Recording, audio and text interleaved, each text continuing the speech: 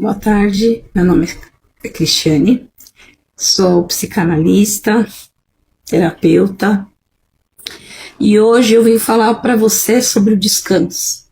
Descanso na terapia.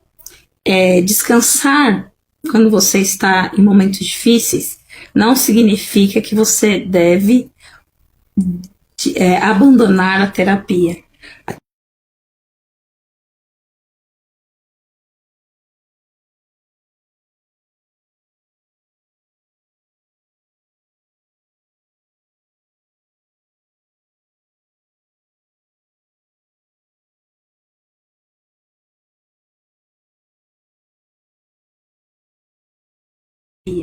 A terapia é o início da sua contextualização, onde começou com Freud, onde Freud foi ali estabelecendo como seria uma clínica, a forma dele ouvir, os atendimentos, as visitas do paciente.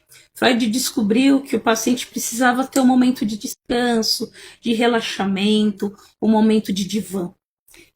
Muitos dos nossos atendimentos, depois da pandemia, pararam de usar o divã.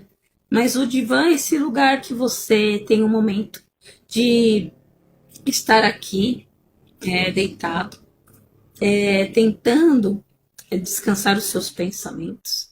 E mesmo que você não consiga refletir de uma forma organizada, mesmo que você não consiga refletir de uma forma.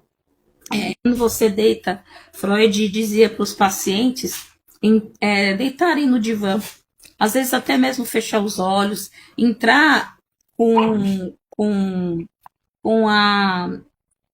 Olhar para eles dentro deles e observar o coração batendo, a agitação da sua alma. Alguns pacientes não conseguiam ficar dessa forma. Outras demandas, como eu já falei aqui sobre a histeria, vinham com dor.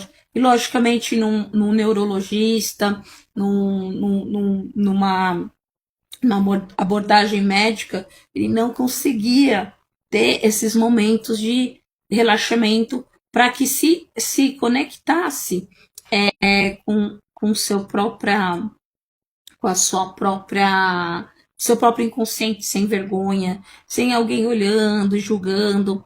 Então, ao início da psicanálise, falando da psicanálise, normalmente os pacientes até olhavam para cima e ficavam pensando. Freud ficava normalmente de um lado oposto do divã, para que ele pudesse não olhar o analista como uma pessoa que está ali e julgando os seus desejos, as suas angústias. Nós temos vergonha de serem tratados como compulsões, como quando nós tivemos traumas envolvendo a área sexual.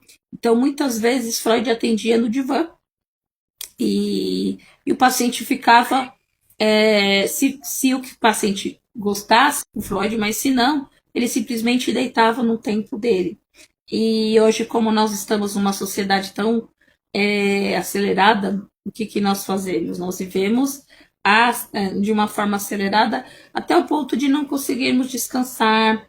E a terapia, não só em toda a sua entrada, toda a sua na entrevista, desde a hora que você decide buscar a terapia, há um fenômeno que se chama expectativa. A tua expectativa tem que ser, em primeiro lugar, relaxar, tirar o desespero de que em um dia, ou 2, ou 3, você vai conseguir se libertar de sintomas. Lembrando que sintomas é um grito do teu corpo. Às vezes é necessário que o corpo grite, porque se ele não gritar, ele pode se tornar convergir para o corpo em forma de doença. Então, é desesperador ter fobia, ansiedade, sudorese, todas aquelas coisas, palpitação. Mas é um grito. é um grito, o choro é uma forma como o bebê clamava pela mãe e pedia apoio. Nós também somos assim. Nós somos seres que vamos adquirindo conhecimento filosófico, do pensamento, do conhecimento, mas nós continuamos com a nossa essência. A nossa alma continua muitas vezes ferida, sensível. E hoje eu quero falar sobre o descanso. Descanso na terapia. Que você que vem da terapia somente quando você está totalmente abalada, aconteceu algo com você que te deixou destruída, às vezes você não tem nem ao menos coragem ou até disposição. Pacientes muito do desligamento da pulsão de morte, pacientes muito deprimidos, eles não têm essa capacidade de relaxamento e às vezes a terapia online é muito importante, mas ela, nesses casos, é necessário que você venha. E aí, ó, sente no seu divã, deite no divã, que é algo tão gostoso. Tem pacientes que dormem, que não conseguem dormir em casa. Não é? Você fala assim, poxa, eu vou pagar uma pessoa para dormir. E ali você começa a falar, e fala com o seu terapeuta e consegue ter uma devolutiva tranquila também. E nós também, como terapeutas, transferimos e somos transferidos pelo tudo que você tem, as angústias que você tem, e na tentativa de ajudar, nós precisamos ouvir toda a tua história. Então não se preocupe com julgamento, o tempo de o que eu vou falar, tem coerência, tem não, que esse é o nosso trabalho.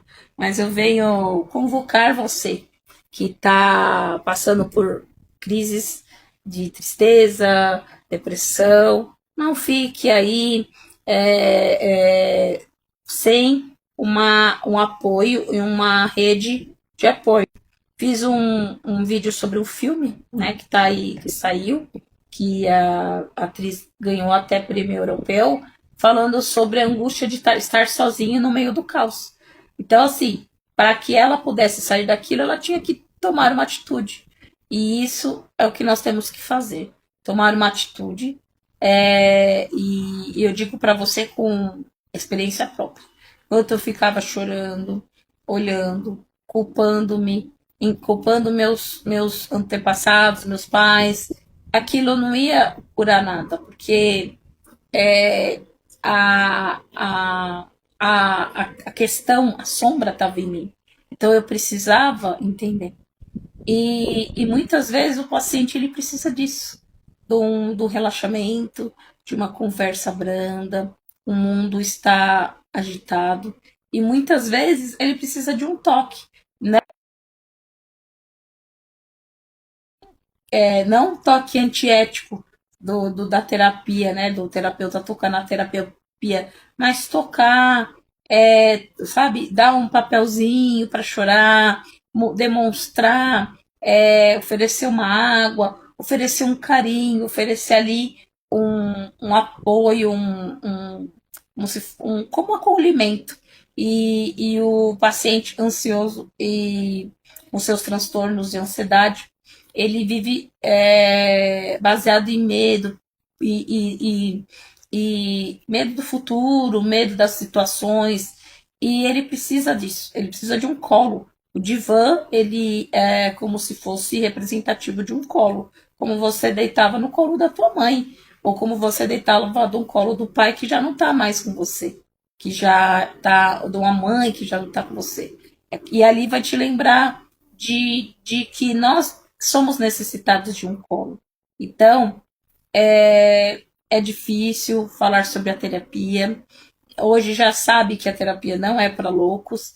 Os médicos encaminham a terapia para os doentes crônicos, para pessoas que têm indícios de pais que tiveram doenças psicossomáticas, autoimunes, como câncer, como e tantas outras pixorias e tantas outras doenças.